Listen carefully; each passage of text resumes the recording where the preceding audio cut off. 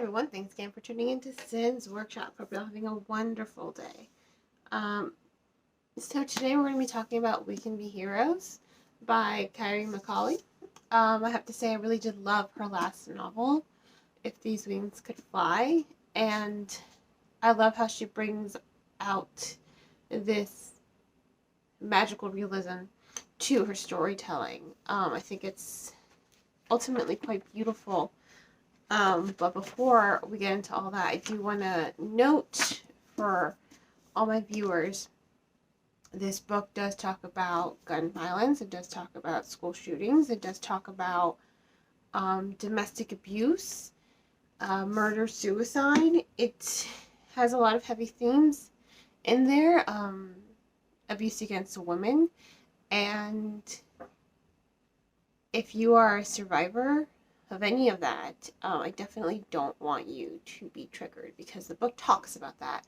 So I'm going to talk about it because these are all very important topics to me, not just as a reader, but as a woman and a parent. So just if you feel like it's going to be too much for you, please stop watching. I definitely don't want anyone to be triggered or made uncomfortable by this review. Okay? So once again, I'd like to thank the publisher as well for giving me a copy of this book. I thought it was absolutely amazing and wonderful. And the book, I'm taking off the dust jacket real quick. The book does follow these three girls. You can see the one in the middle, that's Cassandra. She's a ghost. She died when her boyfriend, who is the heir of Bell Firearms, which is the company that's basically the bread and butter of the town, went into the school with 2 guns and shot and killed her and shot someone else and then, killed himself.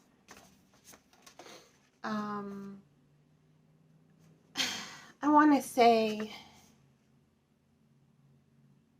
it's very hard, not that I know personally, but I can imagine how hard it is for any person, male or female, to escape a domestic abuse situation. Mainly because when you're in that situation, a lot of the times you are made to feel less than, you're made to feel unworthy, you're made to feel like there's nowhere you can go. So I really hate the phrase, well, why didn't they just leave? I hate that phrase. 100%. I hate it. Unless you're in that situation, you don't know why. And it's very hard. That's why there's a whole underground railroad for women to escape domestic abuse situations. That's why there are homes, for women who are trying to escape, That's why they exist, because it's not easy. So I think, and I've said this before in previous reviews of previous books, previous topics, I think what we need to stop doing as a society is victim blaming. And that's what happens in this book.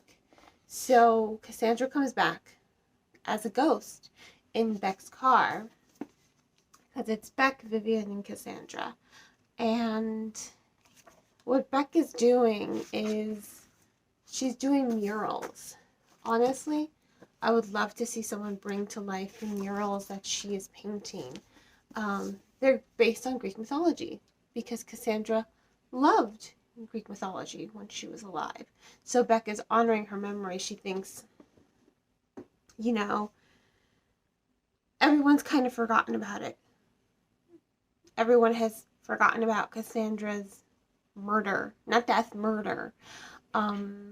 It's been brushed under the rug because, again, she was murdered by the golden boy of the town. The heir to Bell Firearms, which is, again, the bread and butter of the town, you know? So she thinks everyone has kind of forgotten. So her thing is, I'm going to paint these murals. I'm going to paint this one mural to start with in honor of Cassandra. And what she's doing is she's bringing to life Greek mythology with these. So you have mural 1, it's Cassandra. You have mural 2, Ariadne. You have mural 3, Medusa. You have mural 4, Andromeda. And then you have mural 5 here, Circe. And mural 6, Helen. And finally, you have the Fates, which is all 3 of them. I think it was great of Macaulay to a lot, and I'm quite happy about it. I'm a huge fan of Greek mythology, but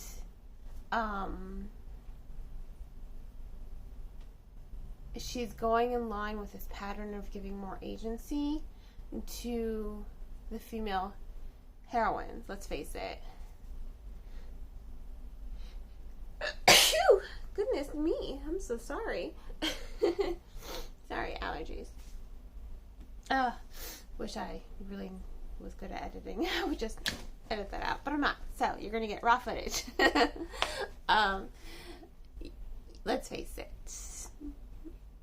Circe just I love, by the way, you have to read Circe by Madeline Miller. Amazing.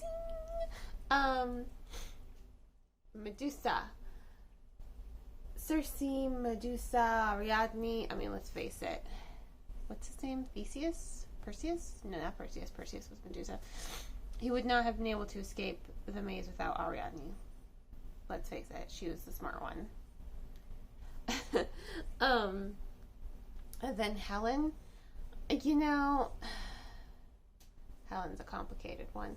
But my thing is, I don't think she wanted a war to start, in her honor. Kind of handed to discord. Eris is brilliant.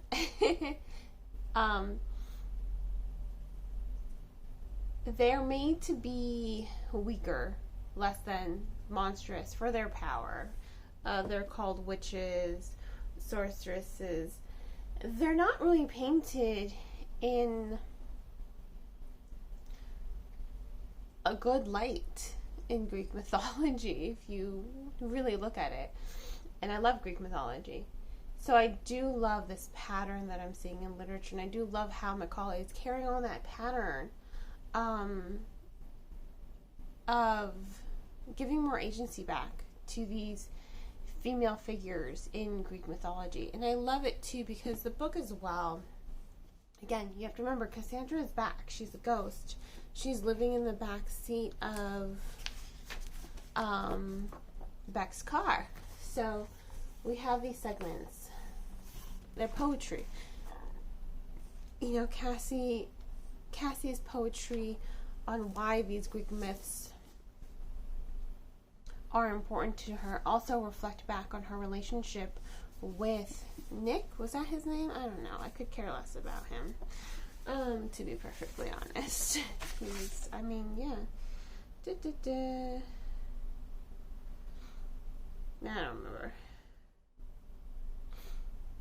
I don't remember. See, even she doesn't put his name on the back. He's just like the shooter's father, which is good. You definitely don't want to give more validation to abusers, even fictional ones. So it's just kind of I can't find his name and I don't really care.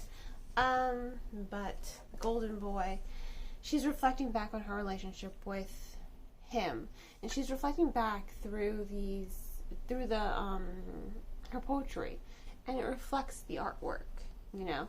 And I think it's great that Beck and Vivian are doing this. They're bringing awareness. They're just like, hey, just because this happened 5 months ago doesn't mean it's over. We still don't have justice. Her case was not taken seriously, and it wasn't. You know, she did everything right. She left him, reported him to the police. They didn't take her seriously. They're like, oh, just teen drama. No, abuse is abuse, regardless of your age. It is just abuse. Let's get that straight. Doesn't matter if you're in high school or college or married. If you're being abused, you're being abused. And all cases like that should be taken seriously, regardless of, you know, sexual orientation or gender or relationship status or age. You know, it's abuse. End of story. End of discussion. So, it's not just the poetry that breaks up the narrative, because the story does go Beck's perspective, Vivian's perspective, Cassie's poetry. That's Cassie's perspective. But there's also the podcast, We Can Be Heroes. Right there. That's how the story opens up. You're introduced into what the story is about through this podcast reflection, interviewing the sheriff of the town. And I think it's really compelling to see this podcast breaking up the story. She's doing a lot of interviews. It's a lot of investigative journalism. It's more informative, but it's still compelling. It still resonates with the reader. I personally was just like emotional and angry when I read these statistics. Yeah, apparently there's a gun in the house. Homicide resulting from domestic abuse increases by 500%. I didn't know that statistic before. I think that's very scary. And I'm just like, wow. Now, the book, again, does talk about gun rights, you know, not violating your Second Amendment right. I'm all for keeping your Second Amendment right. I just think right now we do need, I do agree with the book, with the podcast in here.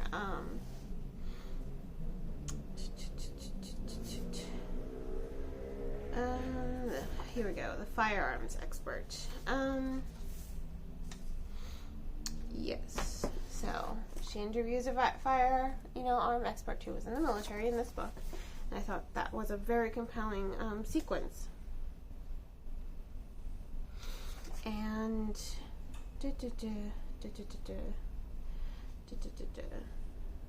yeah, she says right here, and I quote, "So the Second Amendment doesn't apply equally for everyone. Common sense gun legislation.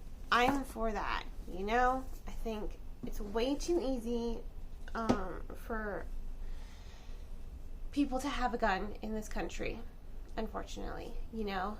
Way too easy. Yes, I'm also a firm believer of if there's a will, there's a way. If someone wants to kill their significant other, they're going to find a way to do it, of course. But I don't think we should make it as easy for them as it already is, because it's like very easy. And I think, you know, with proper awareness and as long as the victims are taken seriously, we can probably cut down the deaths. Again, I read the statistics, very scary.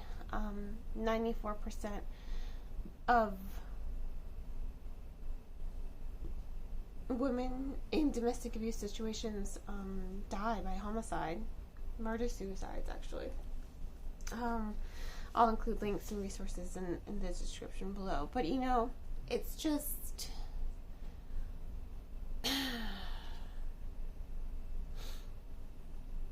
it's a tough novel for me to review without getting into everything that I'm getting into. And I think that's a good thing. You know, I love novels that really make you think. I love novels that make you do the research. I did the research for this novel on the statistics, and it's scary, you know? Sometimes it's just kind of scary to be a woman in this world. And there are just so many things about this novel that were so realistic and relatable that made me angry because of how realistic. Like, they're like, oh, the media was calling their deaths Romeo and Juliet. Like, no, did you not read Romeo and Juliet? They killed themselves. No one killed one and then off themselves. Like, no, they each killed themselves. They each committed suicide because they couldn't live without one another. One didn't kill the other one. Like, that's not how Romeo and Juliet works. Do not romanticize abuse. Do not give credence to the abusers, to the murderers. You know, don't give them more power, ever. And the media does do that. And that's why it made me angry, because I'm like, I hate this. I hate this because Macaulay really tapped into something that is and I just think, wow, she nailed it. She nailed it. With her interpretation of Greek mythology, with her analytical prose, with her poetry, with her character development. I think Macaulay did an exceptional job with this novel, and oh gosh, this it's a good book. It's a good book. I think it's definitely something that needs to be read. I think it's something that needs to be discussed. I think it's something that everyone should read. It brings so much awareness to a lot of things that I wish I could get into with this review, but I feel like I've already kind of chatted enough. But that's what the book did, you know?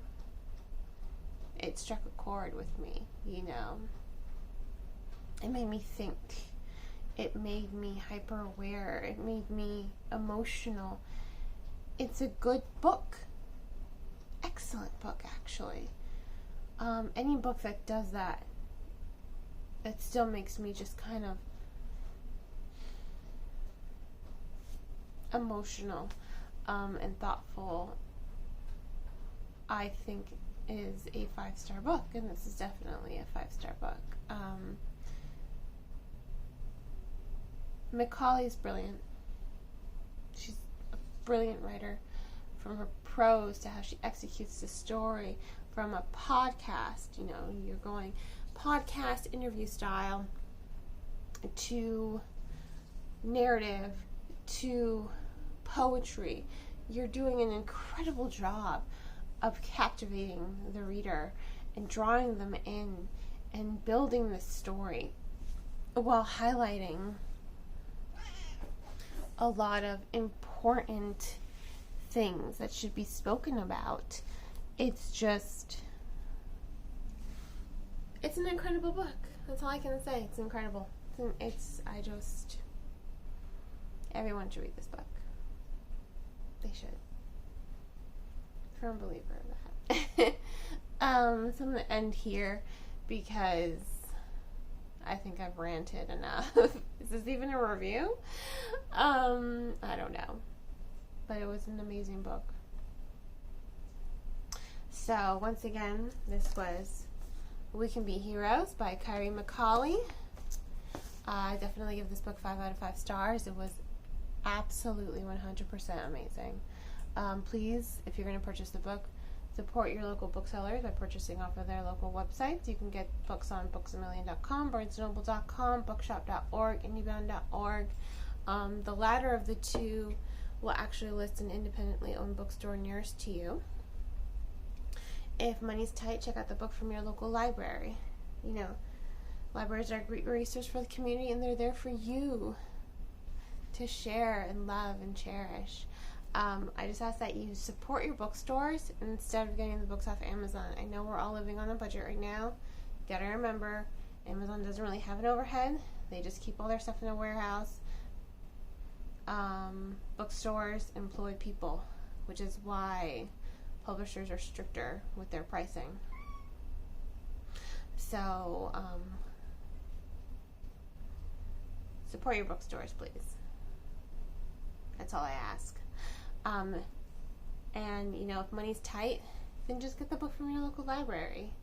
You know, if you're really on a budget, go for free.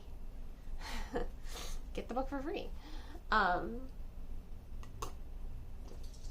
hope you all will continue to support me here by liking this video and sharing it with all your book loving friends. I know this was a tough one.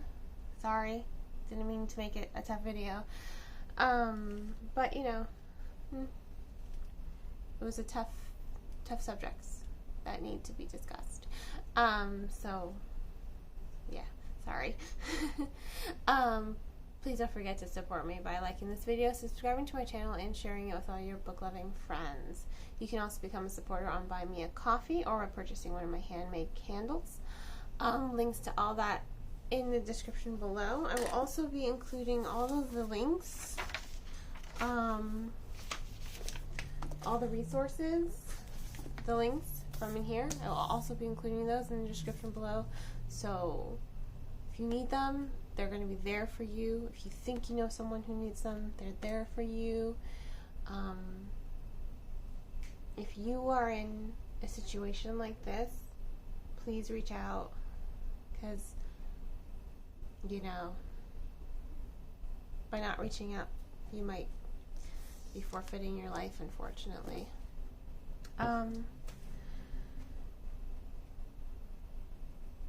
Save yourselves. That's what I'm saying. In any case, didn't mean to leave that on a somber note. Hope you all have a great rest of your day, and as always, happy reading.